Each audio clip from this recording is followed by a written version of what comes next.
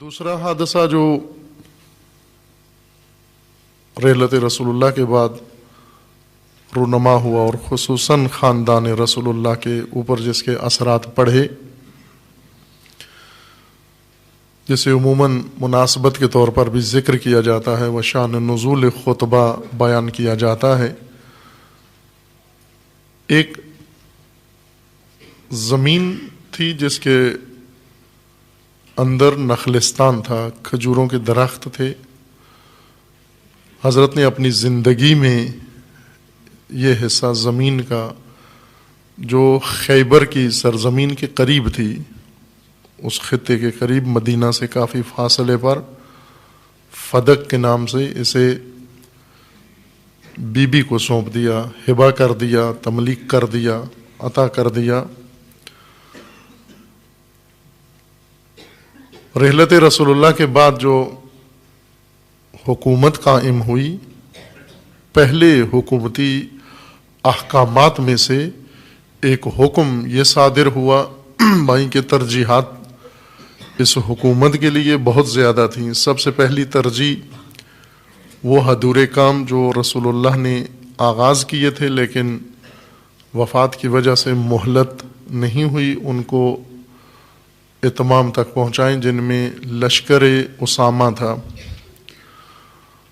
رسول اللہ نے خود اپنے حکم و فرمان سے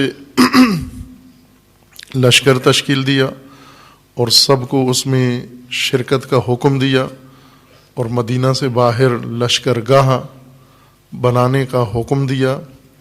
تمام صحابہ کو اس کے اندر شمولیت کا فرمان صادر کیا، لیکن ایسے ہوا نہیں۔ وہ لشکر حضرت کی زندگی میں روانہ نہیں ہو سکا، اور حضرت نے حکم دیا تھا کہ اسے فی الفور روانہ کیا جائے، لیکن بیماری کی وجہ سے، رسول اللہ کی بیماری کی وجہ سے بعض مائل نہیں ہوئے اس لشکر میں شرکت کے لیے اور اس معرکے میں اور غزوہ میں شریک ہونے کے لیے، اور وہ لشکر اسی طرح ادھورا منتظر رہا۔ حضرت کی رحلت ہوئی، نئی حکومت، حزبی حکومت برسر اقتدار آئی۔ ترجیحات میں سے فرمان رسول اللہ کو تکمیل کرنا تھا کہ پہلا فرمان حکومتی آرڈیننس یہ جاری ہونا چاہیے تھا، یہ نوٹیفیکیشن جاری ہونا چاہیے تھا کہ فی الفور لشکر کی تکمیل کی جائے اور اسے روانہ کیا جائے۔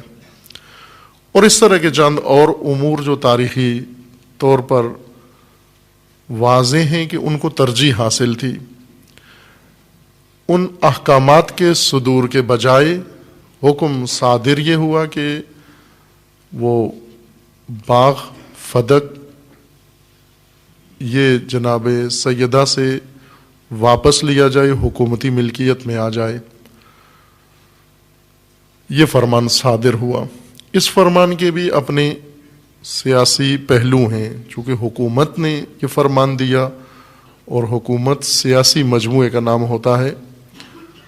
حکومت کی تائید بھی سیاست ہوتی ہے، حکومت کی مخالفت بھی سیاست ہوتی ہے، حکومت کے مقابلے میں چپ رہنا بھی سیاست ہوتی ہے، حکومت کی ہاں میں ہاں ملانا بھی سیاست کہلاتا ہے۔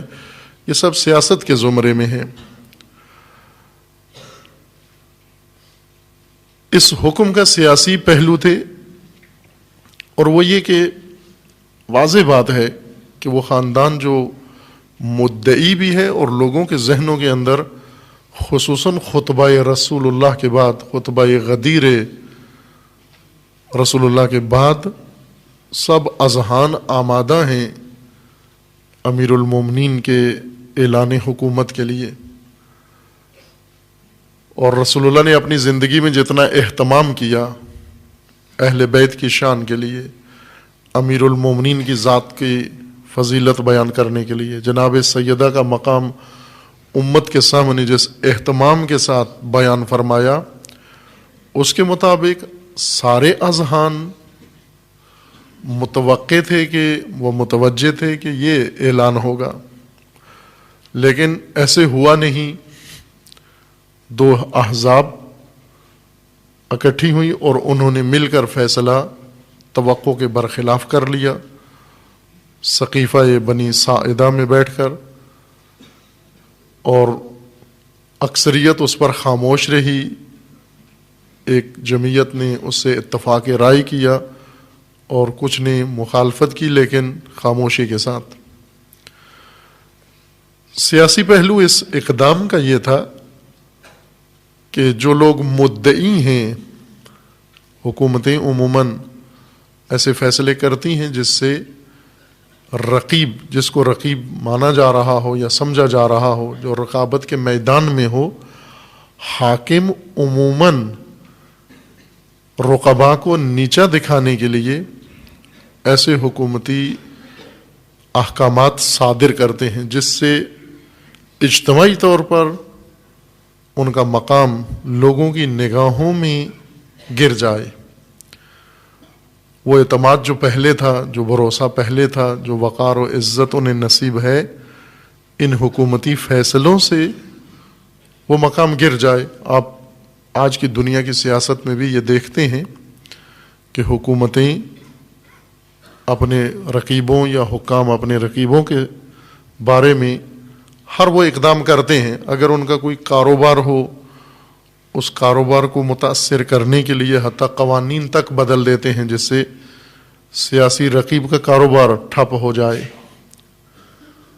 مثلا برسر اقتدار صنعتی گروپ ہے اور رقیب زرعی ہے، زرعی املاک کا مالک ہے، زراعت اس کا پیشہ ہے، حکومت آ کر فوراً صنعتوں کے بارے میں قانون بدل کے صنعتوں کے حق میں کر دیتی ہے، اور زراعت کے مقابلے میں زراعت کے بارے میں قوانین بدل کر زراعت کو نقصان پہنچا دیتی ہے، تاکہ رقیب ان کا مالی طور پر بھی مفلوج ہو جائے، اس کی درآمد کا ذریعہ ختم ہو جائے، اور اجتماعی حیثیت بھی اس کی لوگوں کے نگاہوں میں وہ نہ رہے جو پہلے تھی۔ اس سے عوامی ذہنیت بدل جاتی ہے حکومتی آراء یا حکومتی فیصلوں سے۔ رسول اللہ کا عطا کردہ یہ باغ دختر رسول اللہ سے لے لینا، اس بیٹی سے لے لینا جس بیٹی کا مقام رسول اللہ نے عمر بھر امت کے سامنے بہت اہتمام کے ساتھ بڑھا کے پیش کیا تاکہ امت آگاہ ہو حضرت سیدہ کے مقام سے۔ پہلا حکومتی حکم یہ صادر ہوا، اسی مخدرہ کا حق جو رسول اللہ نے دیا تھا وہ کل عدم قرار دیا۔ نہ کہ حکومت کو اس باغ کی ضرورت تھی، اس کی درآمد اتنی تھی کہ حکومت اس سے بہت مالی فائدہ اٹھانا چاہتی تھی۔ سب سے اہم پہلو اس کے اندر اجتماعی طور پر مقام اہل بیت کو لوگوں کی نگاہوں میں اس حیثیت سے نیچے لانا تھا جو حیثیت رسول اللہ نے بیان کی تھی، چونکہ رسول اللہ نے بہت باعظمت مقام اہل بیت کا ذکر فرمایا، بے نظیر و بے مثل مقام ذکر فرمایا۔ خصوصاً امیر المومنین علیہ الصلوۃ والسلام جناب سیدہ سلام اللہ تعالی علیہا، ان دو ہستیوں کا احترام و مقام جو چاہیے تھا تعارف کے طور پر، معرفت کے طور پر، معرفی کے طور پر بیان فرمایا۔ اور یہ اقدام ایسا تھا، کسی کی جائیداد کو قرق کر لیا جائے، کسی کی جائیداد کو ضبط کر لیا جائے۔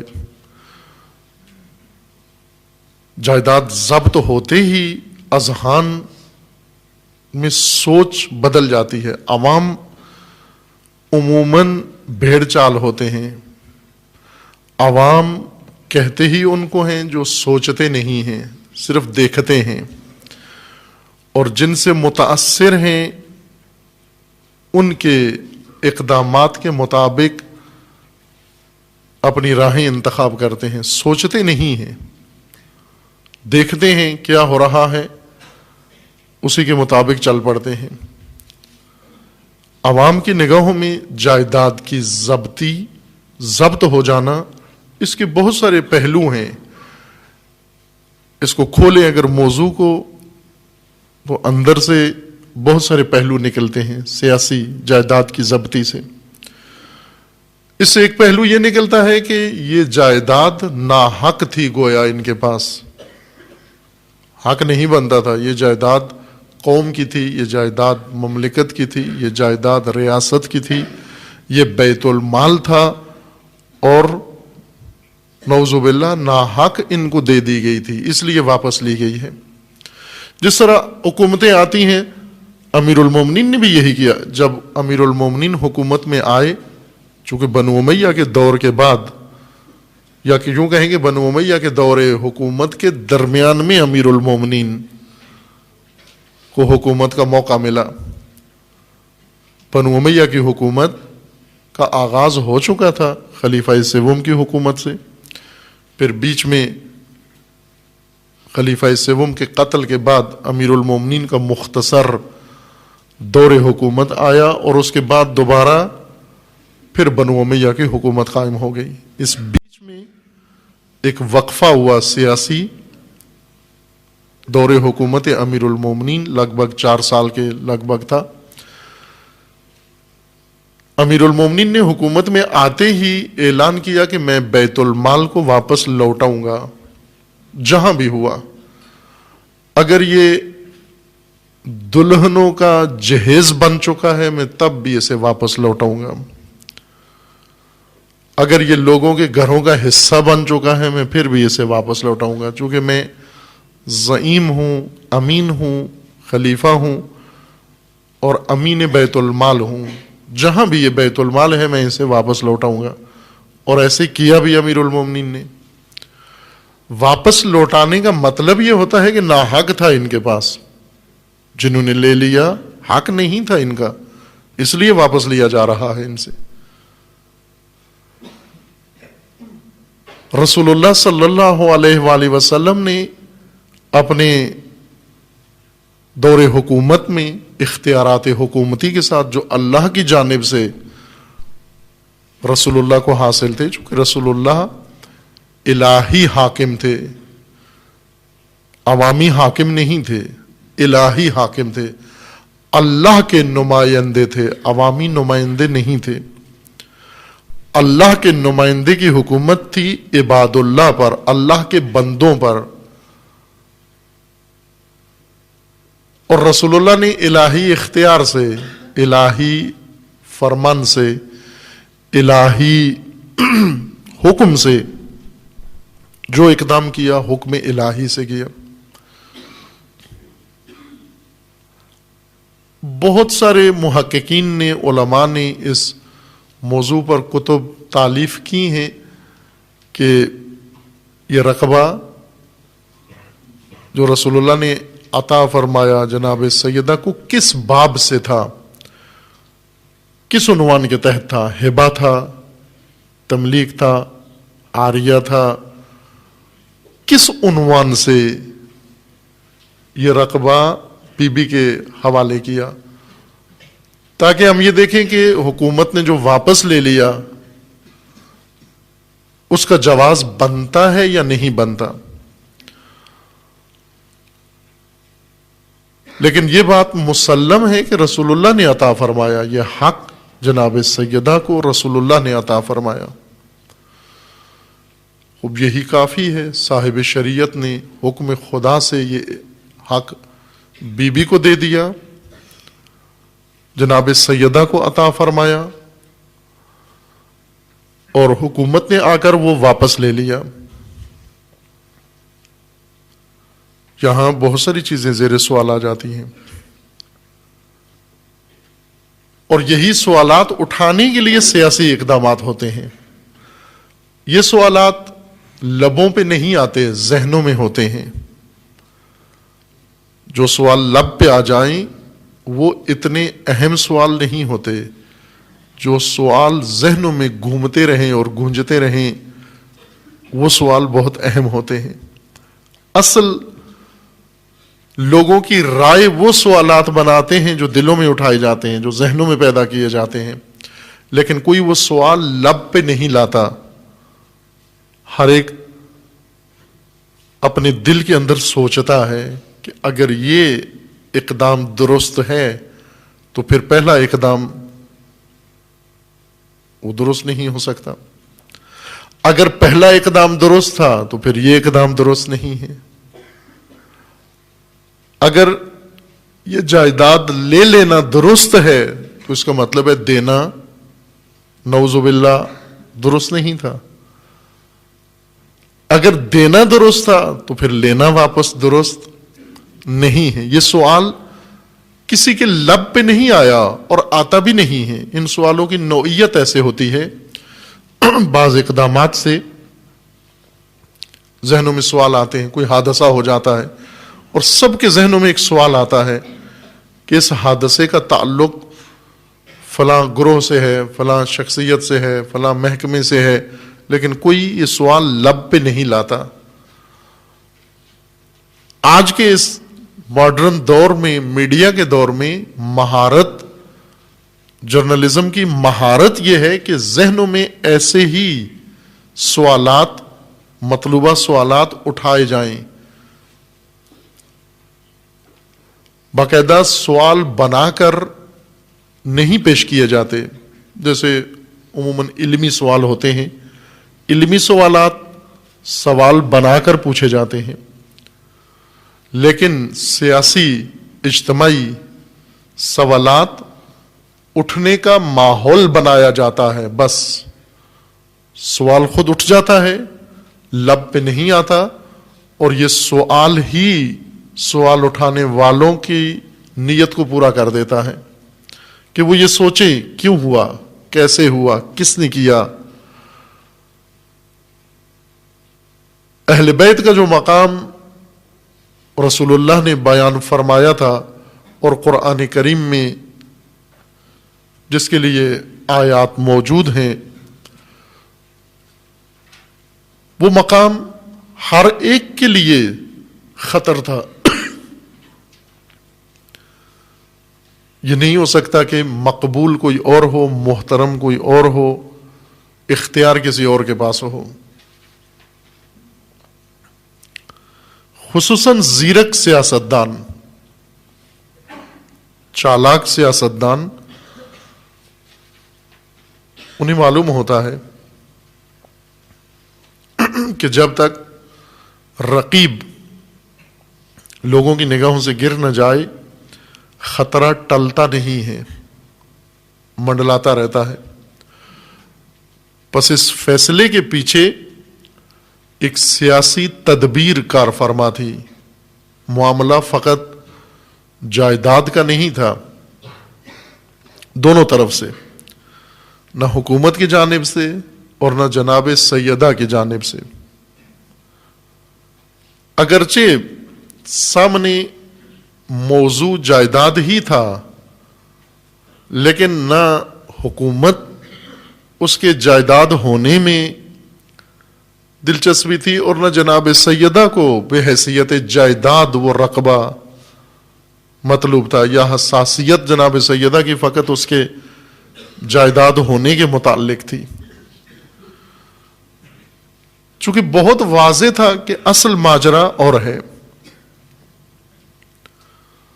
اس لیے جناب سیدہ نے اس فرصت کو غنیمت جانا.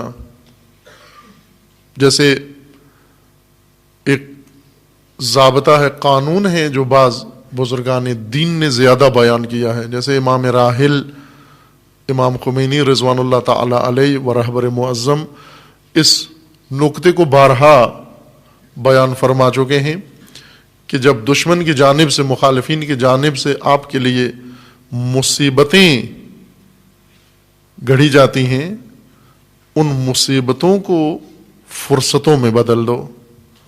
فرصت عربی اصطلاح کے مطابق، نہ اردو میں فرصت فارغ وقت کو کہتے ہیں جس میں کوئی کام نہ ہو. پوچھتے بھی ہیں فرصت ہے، کہتے نہیں ہیں، مصروف ہوں بہت. فرصت مصروفیت کے مقابلے میں استعمال کی جاتی ہے ضد کے طور پر. اگر آپ کسی کو بلائیں گے کہتے ہیں جی میرے پاس فرصت نہیں ہے, معذرت کے ساتھ میرے پاس فرصت نہیں ہے, یعنی میں فارغ نہیں ہوں, کام میں مصروف ہوں. یہ اردو فرصت ہے, عربی میں فرصت اس معنی میں نہیں ہے. عربی زبان میں فرصت موقع کو کہتے ہیں, ایسا موقع جہاں پر انسان, ایسا بہترین وقت اور موقع جہاں مقصد تک پہنچنے کے لیے سارے اسباب اور شرائط فراہم ہوں اور انسان اقدام کر کے اپنا مقصد فی الفور حاصل کر لیتا ہے. عربی زبان میں فرصت اس کو کہتے ہیں.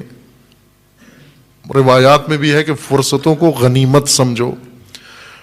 احمقوں کی ایک علامت یہ ذکر کی گئی ہے کہ اگر دیکھنا یہ چاہتے ہو کہ اہل حکمت کون ہے اور اہل حماقت کون ہے, جو فرصتیں ضائع کرتے ہیں وہ حماقت والے ہیں. احمق کی ایک صفت یہ ہے کہ فرصتیں ضائع کرتا ہے, یعنی مواقع, ایسے موقع جن میں مقصد حاصل ہونا بہت آسان ہے. فرصت کہتے ہیں جب زمین زرخیز ہو, زمین میں نمی موجود ہو, فصل کاشت کرنے کا موقع ہو, بیج بھی موجود ہو, ساری دنیا کاشت کر رہی ہو اور یہ شخص کسان صاحب زمین سویا ہوا ہو اور موقع ضائع کر دے. اس وقت جاگے جب فصل کاشت کرنے کا وقت گزر چکا ہے, اس نے فرصت گنوا دی, وقت ضائع کر دیا. فرصت شناسی پر ایک مفصل گفتگو ہے نہج البلاغہ کے حکمت علی کے عنوان سے, وہاں مراجعہ کیا جا سکتا ہے.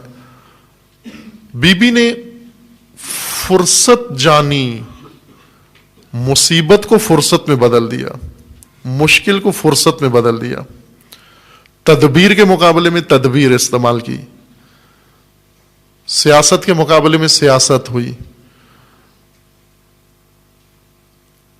ایک فرمان جاری ہوا امیر المومنین کے فرمان کے مطابق. امیر المومنین فرماتے ہیں کہ آسمان کے سائے تلے ہمارے پاس اس زمین کے اوپر درآمد کا یہی ایک ذریعہ تھا.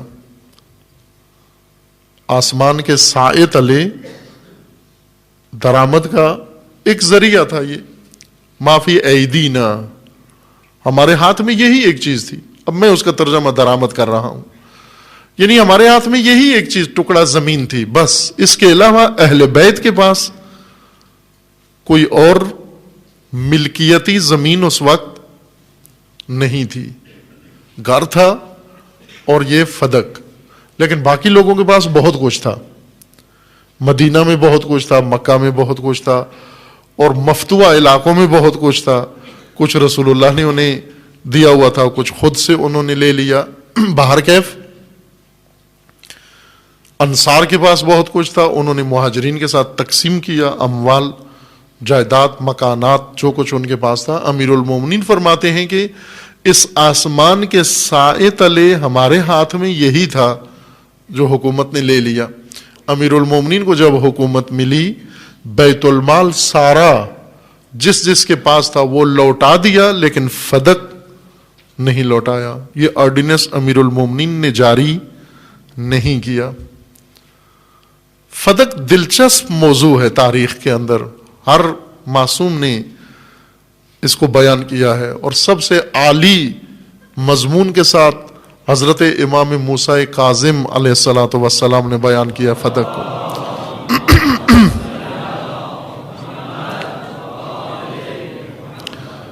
امام ہفتم فرماتے ہیں کہ جب ہارون الرشید اپنی سخاوت دکھا رہا تھا اور اس نے اعلان کیا کہ بنو امیہ نے جو کچھ لوٹا ہے, جس کا بھی امت کا مال, سامان, جائیداد, وہ آئے سرکاری دفاتر میں آ کر نام لکھوائے, ہم اس کی لوٹی ہوئی جائیداد, مال, دولت, پیسہ سب کچھ واپس کریں گے. سب لوگ آئے, جیسے عموماً حکومتیں اعلان کرتی ہیں سیلاب میں جس کا نقصان ہوا آ جائے. اب سیلاب جنگ میں آتا ہے اور نقصان والے لاہور سے وہاں جاتے ہیں اپنا نام لکھوانے کے لیے کہ ہمارا بھی بہت کچھ لوٹ گیا ہے, ڈوب گیا ہے. وہ ویسے ہوتا ہے، جب صلہ عام ہوتا ہے تو اس میں شاید سیلاب زدگان کو فرصت نہیں ہوتی، کے پاس تو گاڑی نہیں ہوتی کہ وہ پہنچے سرکاری دفتر میں، بیچارے پانی میں پھنسے ہوتے ہیں، لیکن لاہور شیخو پورہ والے آسانی سے پہنچ جاتے ہیں، وہاں جا کر نام لکھوا لیتے ہیں، جی ہمارا بہت کچھ جنگ میں ڈوب گیا۔ کہاں ڈوب گیا؟ کہتے ہیں یہ جہاں پانی کھڑا ہوا یہ سب ہمارا تھا۔ ہوا ہے ایسے، بعض سیلاب زدگان کی مدد کے لیے لوگ گئے تو وہ روڈ پر ہی بستی آباد تھی، جو ٹرک پہنچا انہوں نے وہیں پہ پکڑ کے ان لوڈ کروا لیا، تو وہ پتہ چلا کہ وہ یہاں سے گئے ہوئے تھے لوگ۔ سیلاب زدگان تو روڈ کے کنارے نہیں ہوتے، وہ تو کھیتوں میں، گاؤں میں، دیہی آبادی میں ہوتے ہیں۔ سڑکوں کے کنارے تو سیلاب زدگان نہیں ہوتے، وہ اپنے اپنے علاقوں میں ہوتے ہیں، وہاں سامان پہنچنا بہت مشکل ہے، لیکن انہیں پتہ ہوتا ہے کہ ٹرکوں کے راستے کہاں سے جاتے ہیں، وہاں جا کر باہر کے ہارون نے یہ اعلان کیا کہ جس کا جو بنو امیہ نے لوٹا ہے وہ آئے، تاکہ یہ بتائے کہ بنو امیہ نے لوٹا ہے اور بنو عباس واپس کر رہے ہیں۔ سب کو لکھ رہا تھا، دے رہا تھا۔ اس اعلان کے بعد امام علیہ السلام نے مشاہدہ فرمایا اور کہا ہارون کو کہ سب کو لوٹا ہوا حق دے رہے ہو، ہمارا حق نہیں دیتے۔ تو ہارون نے کہا کہ آپ کی مراد فدق ہے؟ امام نے فرمایا ہاں میری مراد فدق ہے۔ تو ہارون نے کہا کہ آپ اس کی حدود بتائیے، میں ابھی فرمان جاری کرتا ہوں کہ آپ کو واپس کر دیا جائے۔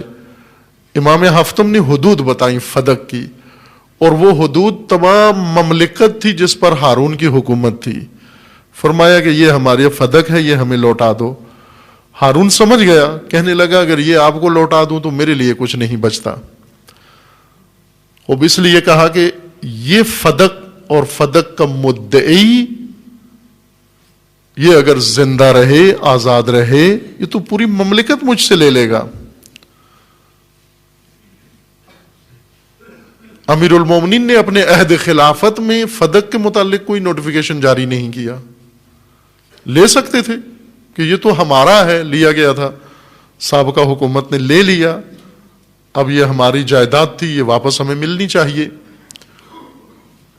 اور بعض عہد میں دی بھی گئی، کچھ عہد میں اہل بیت کے نام آج بھی بعض سادات مدعی ہیں کہ ہمیں واپس کیا جائے۔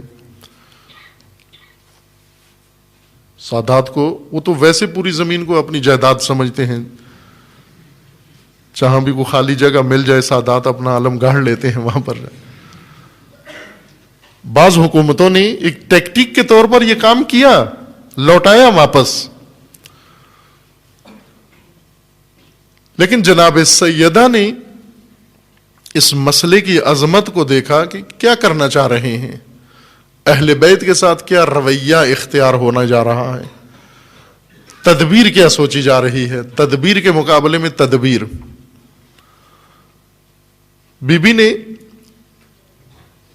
اقدام کیا، اور اس اقدام کا ایک حصہ خطبہ ہے، اس اقدام کا ایک حصہ دعوت ہے، اس اقدام کا ایک حصہ گفتگو ہے مختلف لوگوں کے ساتھ، ایک ایک شخص کے ساتھ۔ اس اقدام کا ایک حصہ خواتین انصار کے ساتھ گفتگو ہے، اس اقدام کا ایک حصہ قبر نبی پہ جا کر عزاداری ہے، اسی اقدام کا ایک حصہ تھا۔ یہ سب تدبیر تھی سیدہ کی، اور اسی اقدام و تدبیر کا ایک حصہ وصیت ہے اپنے کفن و دفن کے بارے میں جناب سیدہ کی۔ یہ سب اس تدبیر کا حصہ ہے۔